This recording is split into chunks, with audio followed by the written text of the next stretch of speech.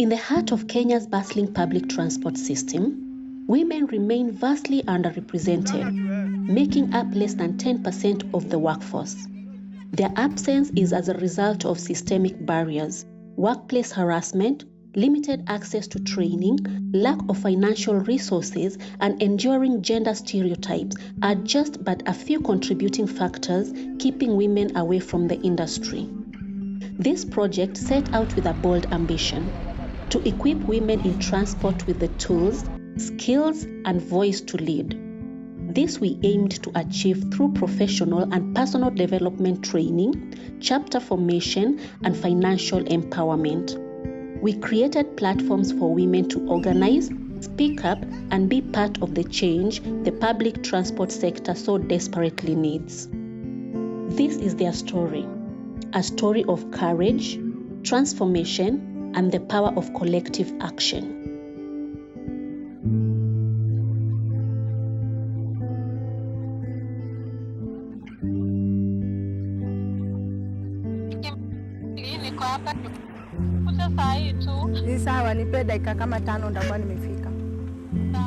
This is Brenda, a boda rider. She is one of many women in the transport industry who are trying to make a living.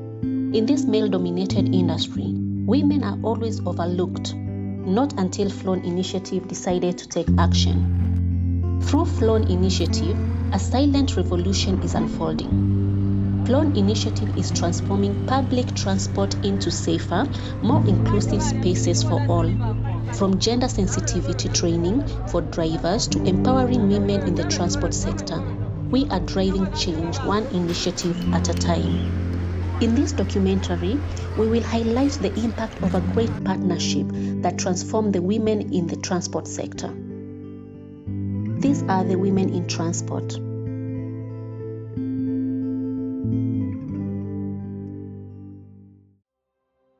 My name is Lucy Kihonge. I'm currently the program officer at Flone Initiative. I do support in programs implementation, monitoring and evaluation. Yes, and I've been leading this project together with other Flone staff. So this project was funded by Open Society Foundation, and it was targeting women in transport based in 3 counties, Nakuru, Nairobi, and Machakos. And it was running between 2023 and 2025. Yeah. The experience has been good so far, seeing women benefit from the trainings that were scheduled within their calendar of activities, and also being able to meet the anticipated outcomes and outputs. Majina naitwa Brenda. I'm a rider. Nabebea hapo Gido Plaza. Na Gido Plaza Nakuru, na nimefanya boda riding for 3 years. Niko na experience ya 3 years. Na nashukuru sana, hapo nyuma nilikuwa muoga kwa sababu sikuwa naelewa sheria ya barabara. Na Flone imetuma, nimeelewa sheria ya barabara, niko na haki yangu, si watu wa magari tu. Ya, na imenisaidia mpaka niko na DL, sasa niko na DL, naelewa sheria ya barabara kabisa. Nimekuwa kwa rider miaka 3, lakini kwa saa hii nimeondokea kidogo juu kuna time kulinyesha mvua kubwa kabisa, barabara zikaharibika. Barabara yenye nilikuwa nimebebea customer ilikuwa na mashimo na mawe. Nikaenda tu nikaanguka, nikaumia. Bahati mzuri nilikuwa na helmet, sikuguzwa kichwa, lakini tumbo kwenye nimefanywa CS niliguzwa na sikuwa nimepona kabisa. Kwa saa hii nimerelax kwanza. Through matatu walikuja wakasema wanataka wanawake wale wanafanya na matatu. Wakati huu nilikuwa conductor, wakatuita, wakati walituita wakatuelezea na wakakuja kutuchukua kutuguza training fulani hivi. Table banking, Red Cross, na hii ya watu tusikunywe sana, tunaweza acha pombe, tunafunzwa na kanda. Nilienjoy sana kwa because niliona watu vile tunaweza kutana na watu wamelemewa sana na pombe, tunaweza kuwafunza wasikunywe hiyo pombe. Hiyo kitu sio kitu mzuri, pombe, mukuka, sigara, vitu kama hiyo, na tukaonyeshwa madhara yake. Hata kama mimi nilikuwa na kujitaka kukunywa, sasa hiyo wakati nilikata. Hiyo hamu ilinitoka kwa sababu niliona madhara ya pombe. I've been here for the last 10 years, and for that long, I've been working throughout without any plan, without anything in order. But for the last 2 years, I joined Flone initiative, that is Women in Transport. When they came over, wakiangalia those women who are in transport, at that time walinipata nikiwa kwa stage, working as a stage clerk, na hiyo wakati wakakuja wakituulizia if you have interest in what they explained about what they were dealing with, and I got interested in it. I was recruited among other ladies who were also recruited in the sector. Kwa saa hii mimi ni stage clerk, but nilianza kama conductor 20 years back. Nilipo retire kuwa conductor, nikakuwa stage clerk. I studied transport as a conductor in KBS, that is Kenya Bus Services Management. That is after inspiring one of the ladies, then it attracted me to join the transport sector. I worked there as a conductor just for 2 months. Then they took me as a supervisor, but it had a lot of challenges. Like the other ladies, like, why are you all alone working as a supervisor, as a lady, and even as we are here, we can't work. So it had challenges among my workmates, my supervisors, but I really went for it and I did it. For women in transport, the impact has been profound. Through targeted training programs, Flone Initiative has equipped women with vital skills, from drug and substance abuse to personal branding to financial management to driving courses and so on. And they have gained leadership in a male-dominated industry. These women are thriving, building networks, gaining confidence and claiming spaces once considered off limits. In 2023 and this year 2025, we had a calendar of activities. So we were offering both professional and personal development trainings. And the first training that we offered was a driving course for the women who had driving licenses but were planning to upgrade in such a way that they would be able to drive public transport vehicles. And then we were also training boda motorcycle riders. Since, for example, in Nakuru, majority of the women were operating without licenses. And then the other thing, we were able to offer other industry-demanded training. For example, we offered helmet and safety training. We also offered training on disability inclusion, looking at interacting and supporting persons with disabilities. We also offered a training on sexual gender-based violence in public transport, just trying to create more awareness on different forms of sexual harassment, and also the available referral pathway in such a way that if a woman within the transport sector, she's assaulted or harassed, she can be able to know where to report. The other training that we offered was the legal aid, and the objective of the training was to ensure that women are aware of the available referral pathway on how they can be able to access justice and also bring justice closer, the legal services closer to the women. Women in transport have had very many problems, but it's not just because they are women, it's just because transport as a sector does not have training institution. Other than being a driver, there are no career progressions in transport. We started working with Flone some time ago when they visited me to introduce themselves 3, 4, 5 years ago. At that time, I honestly didn't know that Flone was a Kenyan initiative because they came with white people, and I concluded that this must be an NGO from outside Kenya. It's only later that I learned that it was a Kenyan initiative. From there then, I decided that we were going to partner with them. So far we have had a situation where we have trained conductors, and we have trained conductors to make them drivers, which is a career progression in our opinion, and this is something very good. The number of women we are seeing in transport today has increased. We have not been able to, but if today at random you called, for example, a border meeting, you will find the number of women, even if they have not hit the 30%, but the proportions have increased.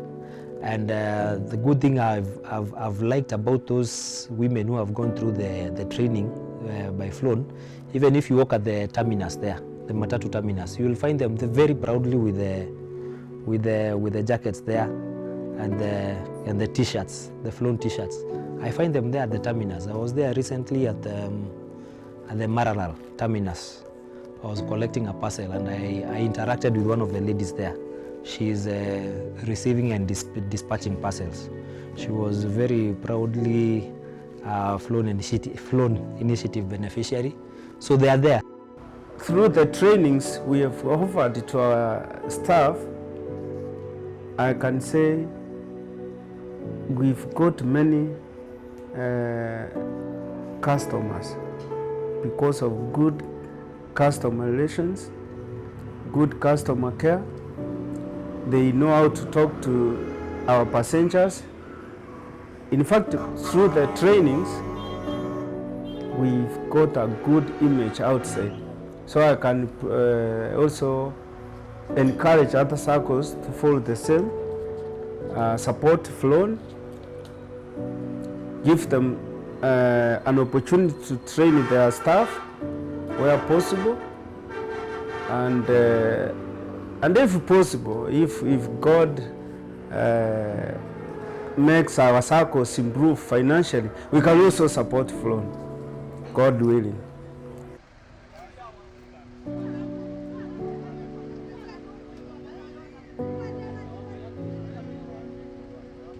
Miaka 3 imepita, tulikutana na shirika ya Flone, wakakuja wakatumobilize wanawake wenye tunafanya kwa matatu, na tumekuwa na muda mzuri na wao kwa sababu kuna trainings wametupatia.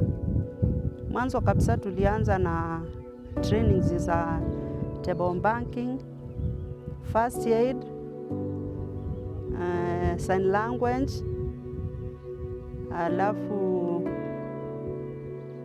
currently tukakuwa na training ya driving, kukuwa driver na kukuwa rider.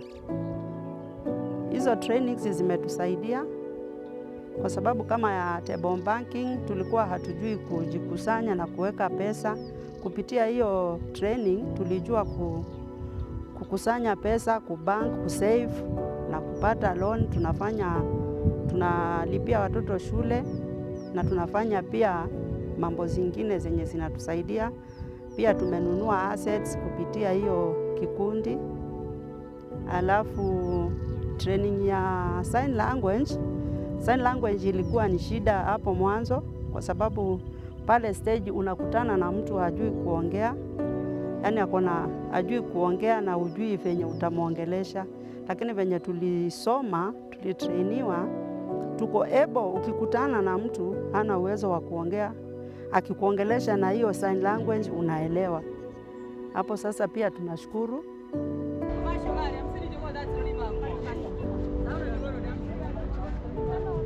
Kulikuwa na mwenzetu ambaye alikuwa anaitwa Elizabeth Njuki. Huyo mama alikuwa na yeye kwa sekta yetu. Akakuwa akituelezea kuna kikundi ambayo kimekuja kinaitwa Flone ambayo inasaidia wamama sana sana wenye wamejitoa katika hii sekta ya transport. Akatuelezea uzuri wake, akatuelezea jinsi ya kufanya kazi yao, jinsi venye wanasaidia wamama. Nikasikia hiyo ni nzuri, kaniingia. Nikamwambia anaweza nipeleka nione wenye wanafanya na hii idara ya Flone. Akanileta, tukaongea na wao, wakatufunza. Nikasikia mafunzo yao ama lengo lao si mbaya, kwa hii sehemu ya wamama. Tukapata kuwa ukitumia hizo madawa, ukifanya hiyo kazi, number 1 unaweza anguka ukiwa kwa mlango ya gari, number 2 unaweza rudisha change vibaya, number 3 unaweza fanya assault, ama unaweza pata mmefurugana na dereva. Sasa tukapata hiyo sio nzuri katika kufanya hiyo sekta. Kitu kingine tukapata si nzuri katika miili yetu kiafya.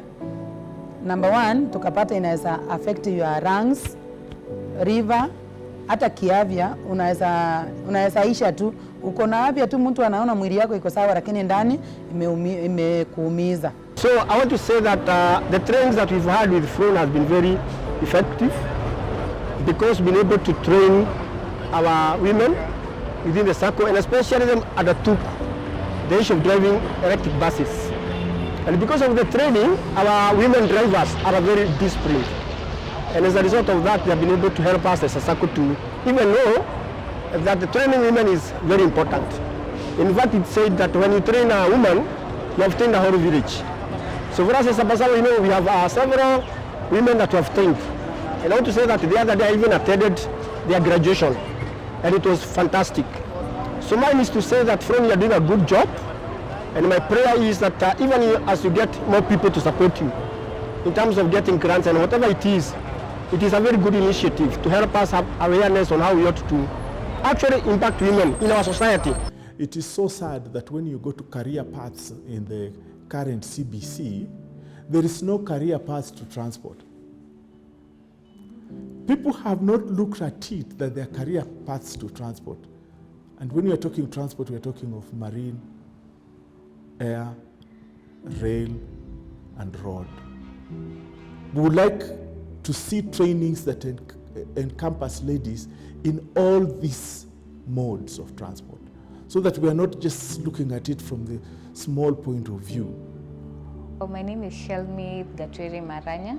I'm the Legal Officer and Programs Manager at AMCA Africa Justice Initiative. AMCA Africa is an access to justice organization. We work together with young lawyers and grassroots organizations. So our goal is to bring together young lawyers and grassroots organizations, whereby we provide legal aid services, conduct research on issues that affect them, and also now conduct advocacy to influence laws and policies. Okay, so when we were having a discussion with the person we met from Flone, they mentioned about how they work with women in transport, and then and also the fact that they also look at access to justice. So for us, we looked at it and we are like, we actually work with women, and then they explained to us how marginalized women in transport are.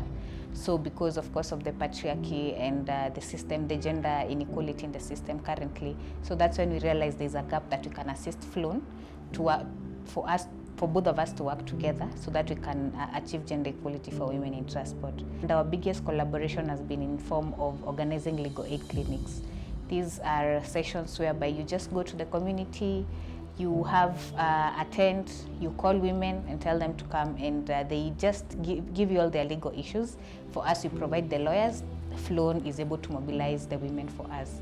So through that, we have been able to conduct legal aid clinics in 2023, 2024, and now in 2025 in Nairobi, Nakuru, and Machakos, respectively.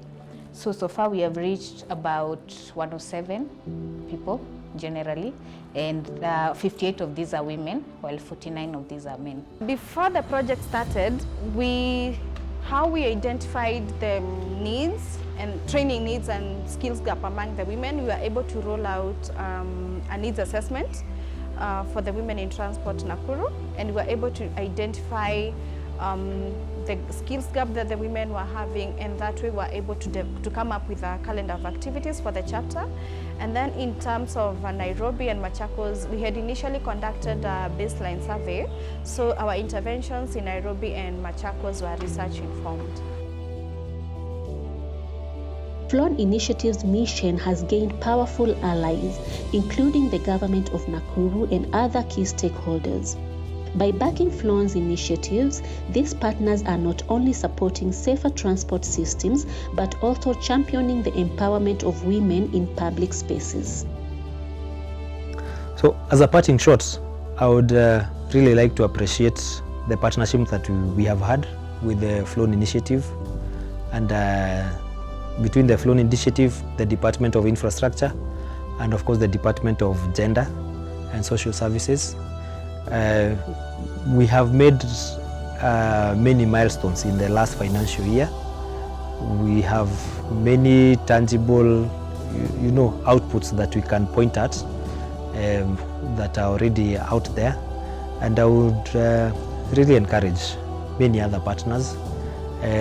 Nakuru is also known to be a county that is the county for ladies and women, and we are friendly, and we want to promote and to integrate all members of the society into the functions of government and into the society.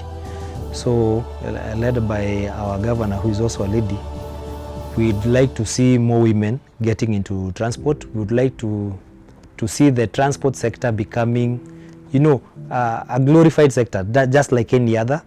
We would like even our children to say we would like to work in the matatu industry. Lastly, I would want to say that we already have 35 licensed drivers and riders. Since we have a database of 35 women, licensed women drivers and riders, we are calling on our stakeholders to, if they are in need of professional drivers, they can always reach out to us and we'll be able to recommend. Flone's impact goes beyond words. By advocating for safe, inclusive public transport and empowering women, they have redefined how we navigate our cities. Their commitment to equitable transportation has inspired positive change across Kenya and beyond. Let's keep the momentum going. The journey isn't over yet, and the work is far from the end. For tangible and lasting change, we must challenge the stereotypes and the norms that keep women out. We call on the government, the private sectors, unions and communities to push this agenda and recognize the value of including women in transport as workers, leaders, innovators, and at the decision-making tables. Thank you for the initiative, for the good work you've done for me. You have made me be a proud woman, not in the community and at large. I think working with Flone has been very impactful for the both of us. Working together has made up reach a lot of women in transport. And my prayer would be for us to continue in the same spirit. For Flone, thank you very much for the partnership you have given KBS. And we are looking forward to more partnerships of that kind. I pray for Flone to be successful.